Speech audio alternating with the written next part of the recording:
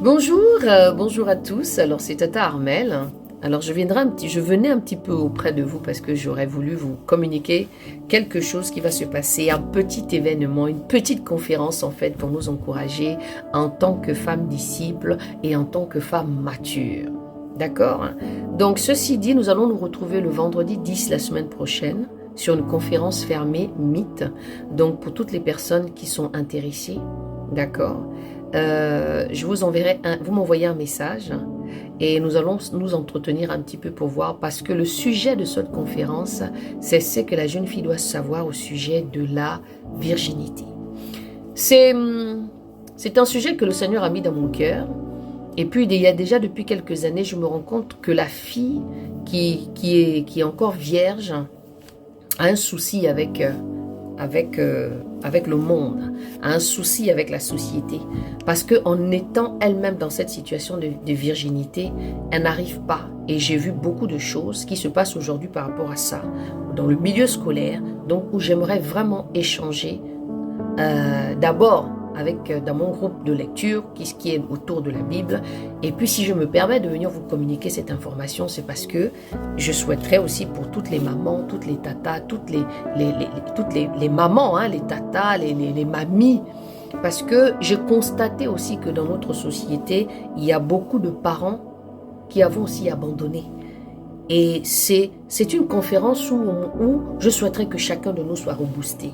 Parce que moi, mon but, en fait, c'est de vous booster, vous donner le courage, la parole. Je dis toujours que on peut tout dire. On peut tout dire. Mais ça dépend de comment nous voulons donner l'information. Donc, c'est pourquoi je viens encore une fois vous donner cette petite information. Pour que vous vous préparez déjà, parce qu'aujourd'hui, on est mercredi et que ça va très vite. Donc, ce sera à 20h30, heure de France, vendredi 10, à partir de 21h. D'accord? 21h30, voilà. Donc, que ceux qui vont se sentir concernés, on est là dans un partage. Hein. Il y aura l'intervention de Tata Larissa, on aura aussi Janine, c'est l'une de mes... Tata Larissa, c'est ma sœur, hein. C'est elle qui est avec moi autour de la Bible. Et nous avons aussi notre grande fille, voilà, Janine, qui partagera aussi avec nous. Et peut-être que d'autres intervenants aussi qui sont dans mon groupe, donc des femmes matures, qui ont déjà une certaine expérience pour venir parler de ça, pour encourager nos jeunes filles, pour vous donner aussi des éléments, d'accord? Pour nous donner aussi des éléments et de pouvoir aussi briser le tabou de parler avec nos enfants. Là, je parle des mamans. Aujourd'hui, nous avons vu que nos hommes ont abandonné. Certains hommes, bien sûr, c'est pas tous qui ont abandonné. Mais ceux qui ont abandonné là, on va essayer d'en parler dans ce débat. Je ne le fais pas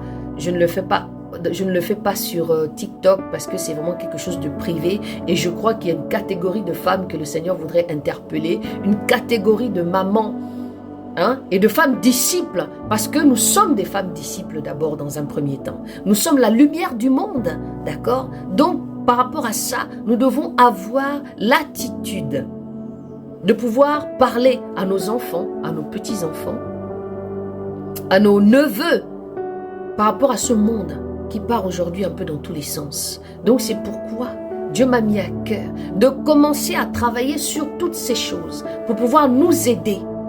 Aujourd'hui, vous voyez ce qui se passe. L'école veut enseigner nos enfants. Et je pense qu'il est temps que nous qui avons déclaré de marcher avec le Seigneur en esprit et en vérité, nous devons commencer à tirer les rênes, commencer à montrer qui nous sommes en tant que femmes matures et en tant que femmes servantes de Dieu et en tant que femmes disciples en Jésus-Christ. Ceci, nous allons partager quand même un petit verset parce que Tite nous dit de très bonnes choses. Ce sont les épîtres de Paul. Donc je vous conseille d'aller lire tout Tite pour éventuellement comprendre ce que Paul veut nous dire ici. Nous allons directement partir dans le chapitre 2. Recommandation de Paul. Mais toi, annonce les choses qui conviennent à la sainte doctrine, que les vieillards soient sobres, honorables, modérés, saints dans la foi, dans la charité et dans la patience, de même que les femmes âgées règlent leur intérieur d'une manière convenable. À la sainteté, qu'elles ne soient ni calomniatrices, ni sujettes à beaucoup de vin, mais qu'elles enseignent de bonnes choses, enfin qu'elles introduisent qu'elle instruise, les jeunes femmes à être modestes, à aimer leur mari, à aimer leurs enfants, à être modérées, pures, occupées aux soins domestiques, bonnes, soumises à leur mari, afin que la parole de Dieu ne soit pas blasphémée. Exhorte aussi les jeunes hommes à être modérés, te montrant toi-même un modèle de bonnes œuvres en toutes choses et une doctrine exempte de toute altération. Alléluia, en pureté, en intégrité, en paroles saines, que l'on ne puisse pas condamner, afin que celui qui vous contredit soit confondu, n'ayant aucun mal à dire de vous. Quel est l'esclave soit soumis. Bon, voilà, on va s'arrêter plutôt à partir du verset 8, donc de 2 à 8. D'accord? Voilà un petit peu ce que je voulais partager avec vous. Parce que c'est hyper important de ce que Paul est en train de nous dire ici. Il nous fait comprendre, mais toi, annonce les choses qui conviennent à la sainte doctrine.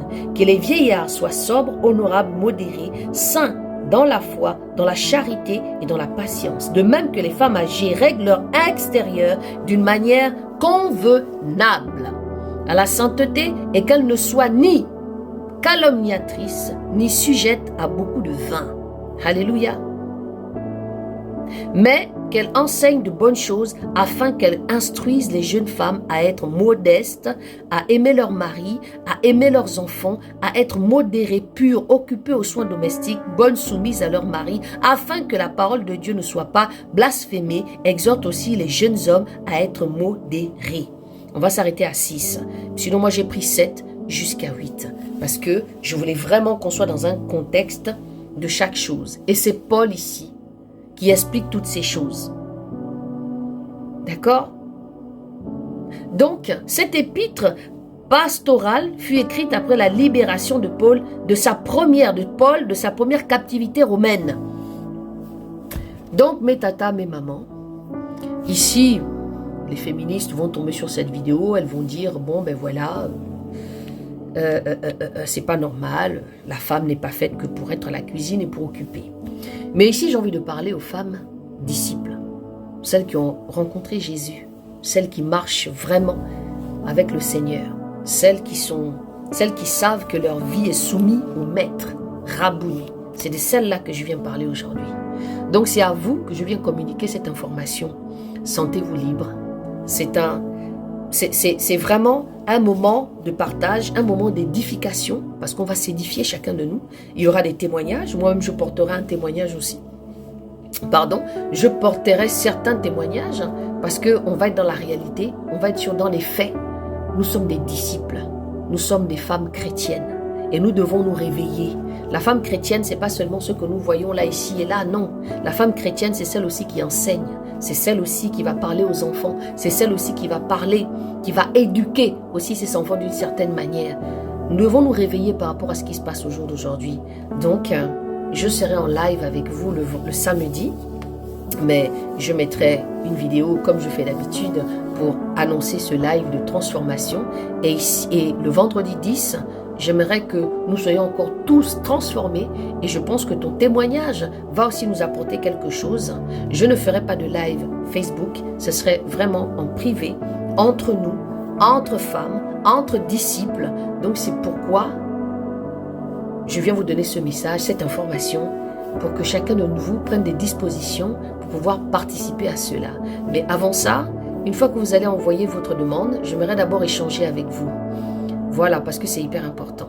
Donc, priorité à mon groupe et puis pour certains qui vont être impactés pour pouvoir partager ce moment avec nous le 10 à partir de 21h30 heure de France. Le sujet c'est que la jeune fille doit savoir au sujet de la virginité. Je vous souhaite une bonne fin d'après-midi avec Jésus et n'hésitez pas d'envoyer des messages si vous êtes intéressés.